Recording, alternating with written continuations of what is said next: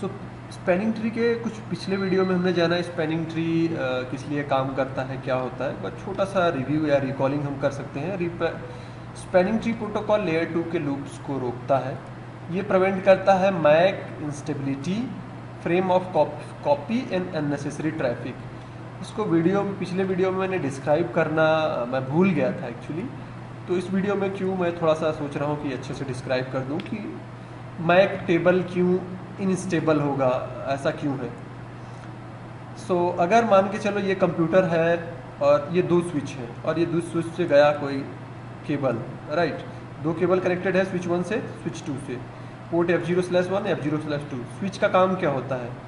Switch का काम होता है कि जब भी कोई मशीन फ्रेम भेजता है किसी पोर्ट से तो वो अपने मैक टेबल में रख लेता है। जैसे यहाँ पे देखें F0/3 मैक एड्रेस AAA है ना, दूसरा मैक BBB, तो दोनों पोर्ट का मैक एड्रेस रख लिया। इसी तरह यहाँ पर भी हम देखें तो CCC F0/4 से F0/5 से। अभी इस टोपोलॉजी में ऐसा कंसीडर करिए आप कि हमारा F0/1 F0/2 ने कोई भी पैकेट अभी तक न भेजा है न पाया है। अभी ये कंसीडर करते हैं। हमने कहा कि कंप्यूटर 4 अगर कोई मल्टीकास्ट फ्रेम भेजेगा, स्विच रिसीव करेगा, डेस्टिनेशन नंबर देखेगा किसको भेजना है, तो मल्टीकास्ट फ्रेम को क्या करेगा, इस पोर्ट से भी भेजेगा, इस पोर्ट से भी भेजेगा, इस पोर्ट से भी भेजेगा, यही होगा ना। मान के चलो अगर ये वाला पोर्ट पहले यहाँ पे पहुँचा तो ये फ्रेम, जैसे ये फ्रेम लिसन करेगा तो स्विच क्या जानेगा, क्योंकि सोर्स मैक एड्रेस इसका होगा DDD, ये रख लेगा अपने F02 में मैक एड्रेस DDDD, है ना। और जैसे ये पहुंचा इसके बाद वही फ्रेम जो मल्टीकास्ट का भेजा गया था यहाँ से मिलेगा, उसका भी सोर्स मैक एड्रेस क्या होगा, यही भेजा तो इसी ने था ना, तो मैक एड्रेस ये भी होगा। तो अब किस पे मैप करके रखेगा, पोर्ट F02 पे या पोर्ट F01 पे? सेम मैक एड्रेस किस पे रखेगा, 1 पे रखेगा, 2 पे रखेगा। तो जिससे सबसे लास्ट में लिसन किया, मान के चलिए ये वाला फ्रेम देर से आया तो इसको लिसन करेगा, यहाँ से हटा देगा। सेम चीज़ अगर यहाँ से गई, भाई इधर से जो आया हुआ फ्रेम था वो मल्टीकास्ट फ्रेम था, यहाँ पर भी भेजा जाएगा, यहाँ पर भी भेजा जाएगा, ऊपर वाले भी पोर्ट पे भेजा जाएगा। तो जैसे ही F0/0 रिसीव करेगा, फ्रेम तो अभी है, फ्रेम में कोई चेंजेस हुआ नहीं, उसका मैक एड्रेस DD ही था। आपका स्विच 2 क्या समझेगा, जो पोर्ट F05 से कनेक्ट था DDD डिवाइस, वो अब F01 से कनेक्ट हो गया, क्योंकि उसी से वो समझता है फ्रेम के सोर्स कि आपका स्विच किस पे काम करता है। भाई लेयर 2 मैक के बेसिस पे ही काम करता है।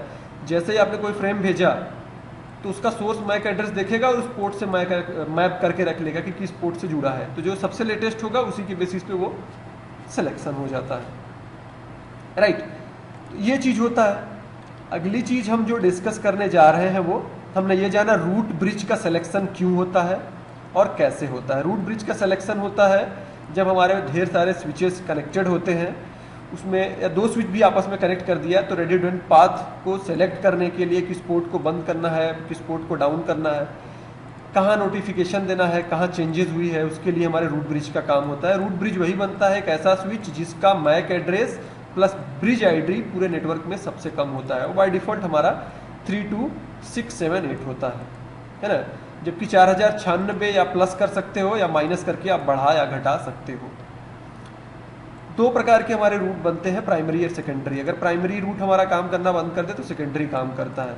जैसे हमने कहा कि अगर ब्रिज ID आपको चेंज करना है, जो कि डिफ़ॉल्ट इतनी होती है, इसमें अगर आपको चेंजेस लानी है, आप मैनुअली चाहते हो कि अपने आप जो रूट का सिलेक्शन हुआ वो ना हो कि मेरे हिसाब से सिलेक्शन हो, तो ये चेंजेस आप कर सकते हो, इतनी घटा सकते हो या इतना बढ़ा सकते हो।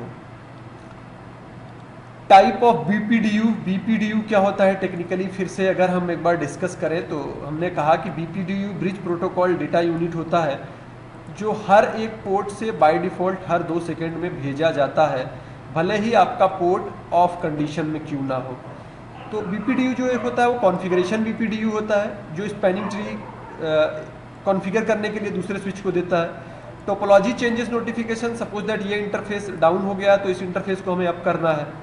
मान के चलते हैं 2 इंटरफेस था आपके पास, पहले ये डाउन था, है ना, ये डाउन था, ये काम कर रहा था, अभी अभी इसको आपने निकाल लिया, तो इसको अप होना चाहिए ना स्पैनिंग ट्री के थ्रू। तो कैसे पता चलेगा, वो BPDU नोटिफिकेशन के थ्रू ही पता चलता है।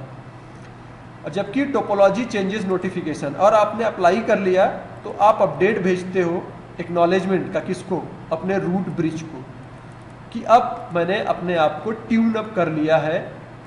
तो ये 3 प्रकार के BPDU हर पोर्ट से भेजे जाते हैं। अगली चीज जो डिस्कस करनी है हमें, port role and port states की।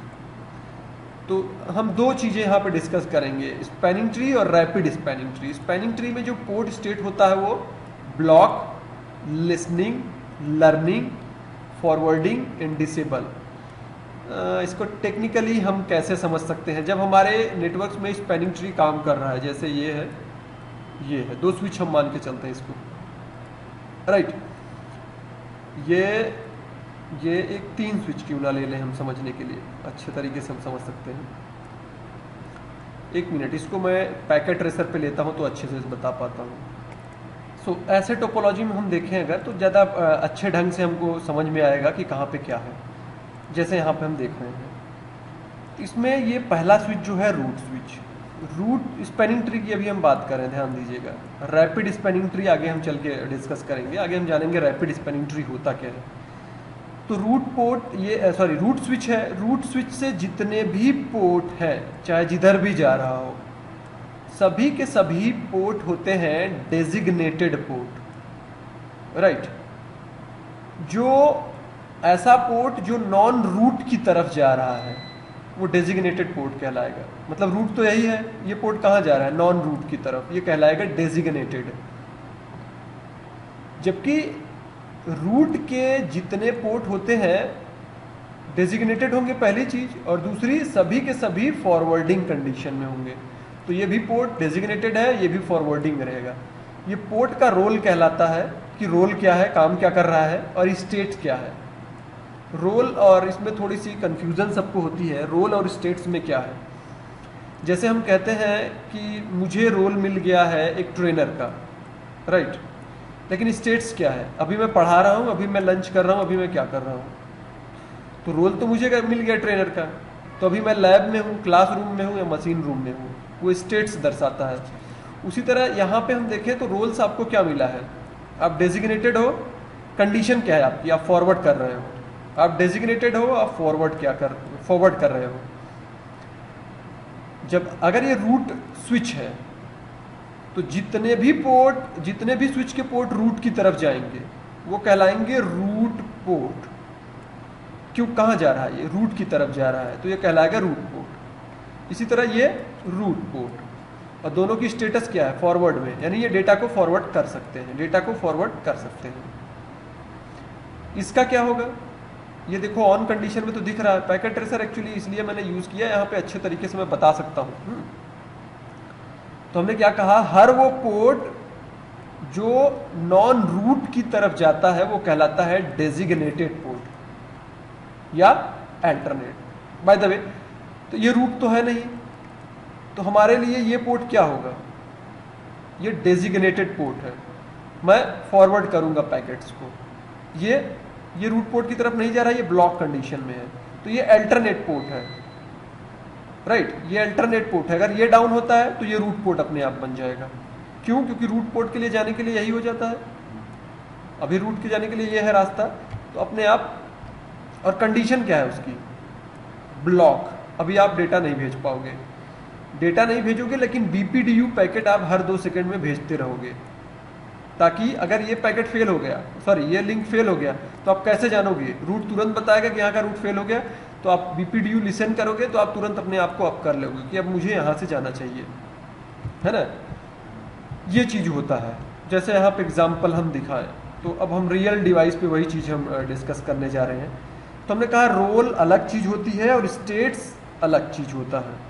एक बार मैं डिस्कस करना चाहूँगा डॉक्यूमेंट्स के हिसाब से।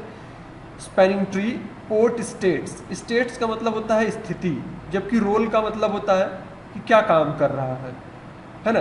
तो रोल हमारे क्या क्या हो सकते हैं, अगर आप रोल यहाँ पे देखो यहाँ पे कहता है रोल आपका रूट की तरफ F0/1 रूट की तरफ जा रहा है, ये वाला पोर्ट देखो F0/0 आया, F0/0 ये रूट की तरफ जा रहा है, तो इसका रोल है रूट की तरफ जाने का। किस स्टेटस क्या है अभी, किस स्टेट में है ये? फॉरवर्ड स्टेट में। ये अल्टरनेट है। अल्टरनेट मतलब अगर ये ब्लॉक होता है तो मैं यहाँ से भेजूंगा, वो अल्टरनेट कहलाएगा। तब ये रूट पोर्ट बन जाएगा अपने आप। ओके, लेकिन इसकी स्टेटस क्या है? ये ब्लॉक कंडीशन में, अभी मैं डेटा भेज नहीं रहा हूँ, मैं ब्लॉक कंडीशन में हूँ, है ना। तो ये ब्लॉक कंडीशन में पड़ा है। इसी तरह अगर यहाँ पे देखो आप कमांड चला सकते हो, enable show spanning tree active designated root. F0/1 designated है। F0/1 कौन सा है? ऊपर की तरफ जो जा रहा है, जो रूट स्विच की तरफ जा रहा है। F0/2 जोन है, जो सा है वो डेजिग्नेटेड है, और ये रूट पोर्ट जैसा पहले बताया, ये डेजिग्नेटेड है और ये फॉरवर्डिंग कंडीशन में है। अगर आप देखो तो दोनों ही फॉरवर्डिंग में है। ये बात हमको समझ में आई। तो रोल हमारे होते हैं। और एक चीज और डिस्कस करना चाहूंगा, डिसेबल। जब किसी पोर्ट को आप मैनुअली शट डाउन कर देते हो तो block, listening, learning, forwarding and disable, ये क्या होते हैं? हमारे स्टेट होते हैं पोर्ट के। जबकि पोर्ट के रोल क्या क्या होते हैं? पोर्ट के रोल एक बार मैं लिख देता हूं। तो ये तीन स्पैनिंग ट्री की हम बात करें तो तीन रोल होते हैं। एक रूट होता है, वो पोर्ट जो रूट स्विच की तरफ जा रहा है, उस पोर्ट का रोल होता है रूट। हो सकता है वो फॉरवर्ड कर रहा है, लिसन कर रहा है, लर्न, वो स्टेट कहलाएगा। डेजिग्नेटेड, हर वो पोर्ट जो इंड डिवाइस पे जा रहा है या जो नॉन रूट पोर्ट है। जबकि रूट पोर्ट का एक दूसरा पोर्ट, जब आपके रूट स्विच की तरफ दो केबल जाएगा तो एक अल्टरनेट बन जाएगा, ताकि ये रूट अगर डाउन हो तो ये तुरंत रूट बन जाए। अब इनकी कंडीशन क्या होती है? ये तो हमारे इस रोल आपने डिफाइन कर दिया। भले ही रूट पोर्ट हो, कभी आप भेजोगे, हो सकता है कभी आप ब्लॉक करो, कभी आप लिसन करो, कभी आप लर्न करो। तो स्टेट्स उसमें क्या क्या होती हैं, स्थितियां। एक ब्लॉक होता है, जैसे ही दो रेडुडेंट लिंक मिल जाएगा तो एक को ब्लॉक करना ही है। जैसे ये स्विच और ये स्विच हुआ, है ना। आप रूट स्विच हो तो हमारे ये दोनों पोर्ट रूट बनेंगे, सॉरी एक पोर्ट हमारा रूट बनेगा, आपके दोनों डेजिग्नेटेड, ये डेजिग्नेटेड बनेगा, ये डेजिग्नेटेड, एक हमारा रूट बनेगा और एक अल्टरनेट बनेगा, राइट। ब्लॉकिंग कंडीशन में कौन होगा? अभी अल्टरनेट ब्लॉक करेगा। अगर ये केबल जैसे ही डाउन होगा तो ये लिसनिंग कंडीशन में आ जाएगा। बाय द वे ये बीपीडीयू को, जैसा कि हमने कहा, हमेशा लर्न करता है, लेकिन अब डेटा को लर्न करना चालू करेगा। कोई डिवाइस यहाँ पे भेजना चाहता है या कोई डिवाइस इससे कनेक्ट है, डेटा भेजना चाहता है, तो लर्निंग यहाँ से उसकी स्टेट चालू हो जाती है।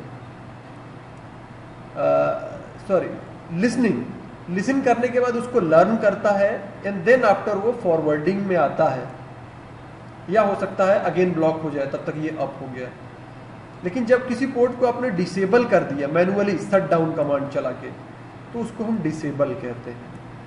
तो हमने जाना स्पैनिंग ट्री के पोर्ट के मात्र और मात्र 3 रोल होते हैं।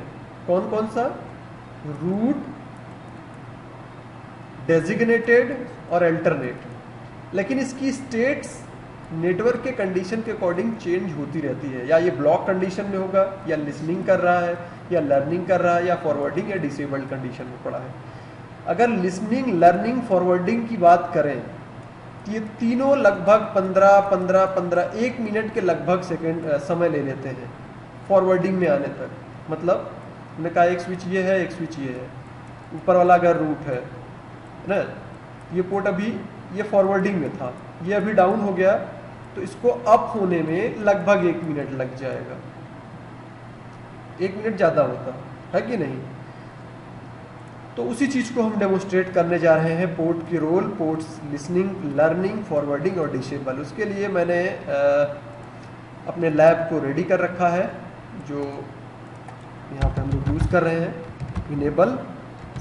और टोपोलॉजी कैसा है, पहले मैं ये बता दूं कि हमारा टोपोलॉजी कैसा है। हमारा टोपोलॉजी सिस्को के प्रेफरेंस पे या सिस्को की जो स्टैंडर्ड है उसको फॉलो करते हुए, क्योंकि सिस्को पार्टनर होने के लिए ऐसा करना होता है। हमारे पास 2900 सीरीज़ के ये एक्चुअली पॉड है, हमारे पास 4 डिफरेंट पॉड्स हैं। इस पॉड में हमारे पास 2 राउटर है, 2 स्विच कनेक्टेड है। तो 2 पोर्ट जा रहा है F0/3, F0/3, F04, F0/4। तो यहाँ पे एक रिडंडेंट लिंक है, किसी एक को रूट बनना है इसको या इसको, तब कोई पोर्ट फॉरवर्डिंग में होगा, कोई लिसनिंग में होगा, राइट। तो इसको मैं दिखाता हूँ। अब हम जाते हैं अपने स्विच पे। तो स्विच एक दूसरे स्विच से पोर्ट नंबर 3 और पोर्ट नंबर 4 कनेक्टेड है। 1 मिनट में उसको ऊपर की तरफ खींच देता हूँ ताकि हम लोग देख पाएँ, और अब कमांड भी साथ साथ चलती रहेगी, राइट। थोड़ा सा राइट, अब देखते हैं। सो स्पैनिंग ट्री एक्टिव कमांड चलाते हैं। जैसे सो स्पैनिंग ट्री एक्टिव कमांड चलाया तो स्विच 1 जो है, राइट, स्विच 1 कौन है, नीचे वाला है, ये रूट ब्रिज नहीं है। क्यों? क्योंकि ये कह रहा है रूट ब्रिज जो है मेरे से उसकी दूरी 19 कॉस्ट की दूरी पे है। उसकी ब्रिज प्रायोरिटी और हमारी ब्रिज प्रायोरिटी हालांकि इक्वल है, लेकिन उसका मैक एड्रेस लोअर है हमारे मैक एड्रेस की अपेक्षा। तो ये लोअर है तो रूट बनेगा। स्विच 2 पे मैं चला गया और यहाँ पे इनेबल सो स्पैनिंग ट्री एक्टिव करता हूँ। तो ये रूट ब्रिज है। बिकॉज ऑफ रूट ब्रिज इसके सभी के सभी पोर्ट क्या कहलाएंगे, डेजिग्नेटेड, और सभी पोर्ट फॉरवर्ड कंडीशन में है। ये स्टेट्स दिखा रहा है, ये पोर्ट्स का रोल दिखा रहा है। जबकि आपके तरफ क्या है, रूट की तरफ तो फॉरवर्डिंग पे है, एक अल्टरनेट है वो ब्लॉक करके रखा गया है। मान के चलो अगर ये पोर्ट को हम बंद करते हैं F0/3 को, तो क्या होगा। सो कॉन्फ़िगर टर्मिनल इंटरफेस F0/3 है ना, यही तो है। अब मैं इसको कर देता हूँ शट डाउन कर दिया, बंद हो गया। अगर आप कहें हम सो स्पैनिंग ट्री एक्टिव, तो आप क्या देखोगे, अब आपके पास पोर्ट 1 रह गया, वो रूट अभी क्या है, लिसनिंग, LIS का मतलब लिसनिंग कंडीशन में है। अभी भी लिसन कर रहा है, ये 15 सेकेंड तक ऑलमोस्ट लिसन करेगा। रूट भले ही हो गया है लेकिन अभी स्टेट क्या उसकी है, अब लर्निंग में हो गया। देखिए LRNING मीन्स लर्निंग। अभी फॉरवर्डिंग में आने तक देखिए भाई कितना टाइम लेता है वो। लर्निंग, अब आया फॉरवर्डिंग पे, अब हो गया पोर्ट हमारा, अब फॉरवर्डिंग पे हुआ, तो लगभग 1 मिनट के समय टाइम ले लेता है, राइट। तो ये लिसनिंग, लर्निंग, फॉरवर्डिंग डिसेबल्ड मतलब हमको समझ में आया, राइट। सो पोर्ट, इस वीडियो में हमने पोर्ट के स्टेट्स जाने स्पैनिंग ट्री प्रोटोकॉल के। आगे की वीडियो में हम जानेंगे रैपिड स्पैनिंग ट्री के बारे में और बाकी की कुछ चीज़ें। बाय द वे इस वीडियो में इतना ही। Thanks for watching.